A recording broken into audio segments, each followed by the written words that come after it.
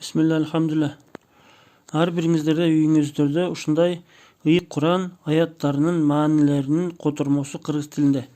Сөз ушундай Куран үйүңүздөрдө болушун мен сунуш кылат элем. Сөз түрдө. Бул ошо Курандын маанилеринин котормосу да кыргыз тилинде. Ошо ар бир Куранда канча аят сүрөлөр болсо, ар бир котормолору бар да, маанилеринин котормосу мынакей мүзөдө. Сүрөлөрдүн аталыштары мынакей 114 сүрө, аталыштары кайсы бетте, каерде түшкөн, Маккада түшкөн, мынакей немелери бар. Так, анан эң кызык жери дагы мондай жерлер бар. Мындай темалар менен ушуну тапсалат да. Үч Кудай дейт, апостол динчилери, пайгамбарлар жөнүндө мынакей пилелери, кудук эйлери, тарыхый окуялар, мынакей кайсы мынагу сүрө, мына аят. Лут пайгамбар дейт, мынакей. Яжуч Мажуч, Нух пайгамбар, Нухтун аялы дейт, мынакей. Мына жерде болсо космикалык немелерди, космос, илим жана алымдар, поэзия, акындар, жылдыздар, аргументсиз тартышуулар, деңизчилдик, медицина дейт, оорулар бар экен да Куранда. Медициналык бир гана оорулар эмес, ушундай мынакей.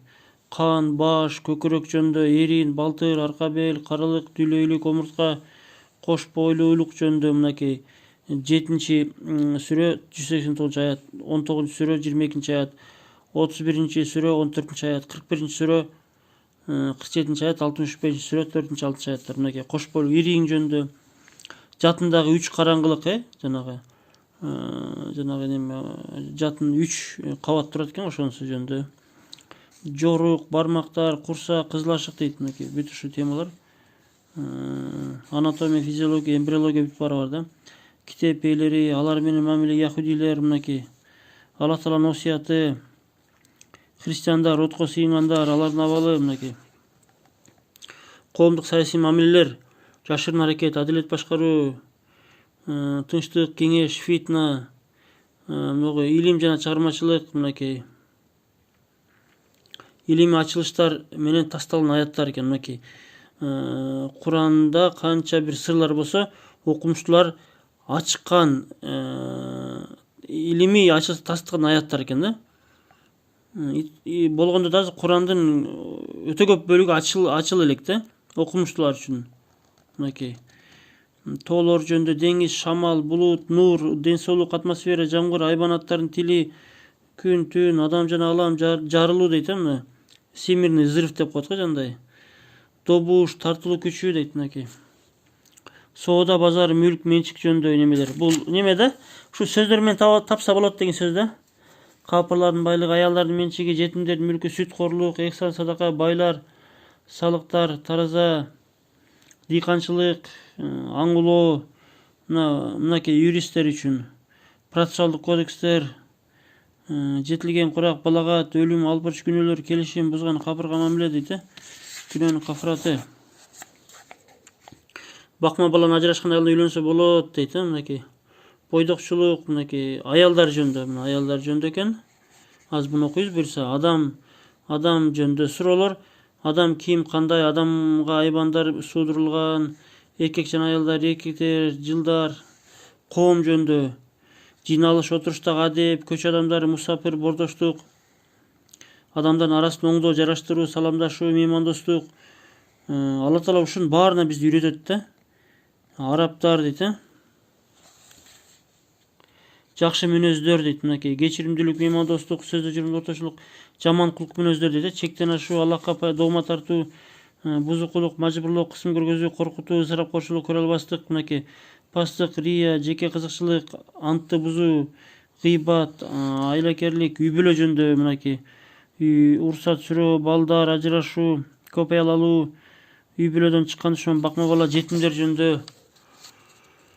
Салабаттуулук, үмүт, ишеним, тобокел, адеп, тарбия, мынакей. Жаман амалдар бар экен, зыян, арам тамактар, аракечтик, күнөө, нике дейт, урулук, сүткорлук, адеп, ахлак, жакшы кулк мүнөздөр, мынакей. Тең салмактуу, орточо мамиле, адилеттүүлүк, башканын өзүнүкүнөн бийик көрүү, таанышмандык дейт. Машалла. Мынакей туткундар, жихад, өч алуу, жаман аскерлер, шахиттер жөнүндө жалпы аяттар, Ухуд, Табук, казаттар экен, хижрат, жакшы амалдар, мынакей жакшы амалдар, машалла. Машалла, жакшы иштерге сыйлык, өлүм, өлүм жөнүндө алдында өлүм сакратул маут дейт го, мынакей өлүм жөнүндө ишен, дават жана мамиле дейт.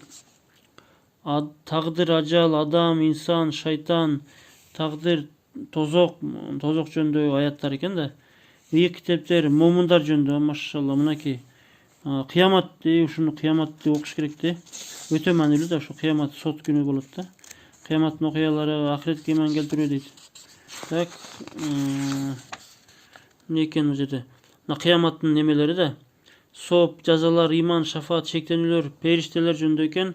Пайгамбарлар, кээ бир кыйып нерселер 5 жөнүндө, машалла. Сыйкыр, дуа, тазалык, мечиттер, зекет, орозо, ырыскылар, хаж, умра жөнүндө кээ бир ибадат маселелери, ыйман маселелери, мусулмандын ыйманын сыноо, көп экен бердечи.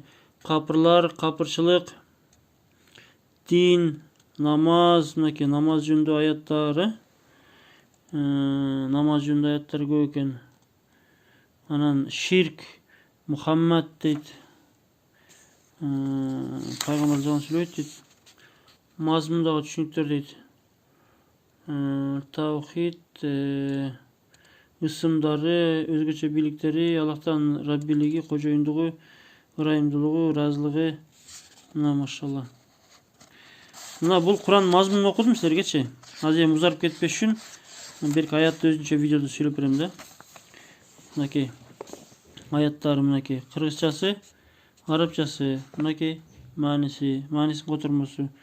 Ылдыйында кээде түшүндүрмөлөр болуп калат кээдечи. Мынакей мисалы. Мына ушундай китеп сөз алыңыздар. Бул жөн эле бир адам өлгөн жерде ок кое турган бир Куран эмес да. Ошону түшүндүрүү максатында мазмун окуп бердим эменчи. Ушундай сөз, ушундай мазмуну барларын алгыла да. Так деп туруп бир сөзүн табасыңар, мисалы үчүн эркектер деген сөз боюнча мынакей эркектер деген сөз но жерлер кездешет да, мисалы үчүн. Эркектер жана аялдар но жерлер кездешет. Ушул жерин тапсаңар болот иншалла. Сөз ушундай алсаңар болот. Неме бардык исламий магазиндерде бар да иншалла.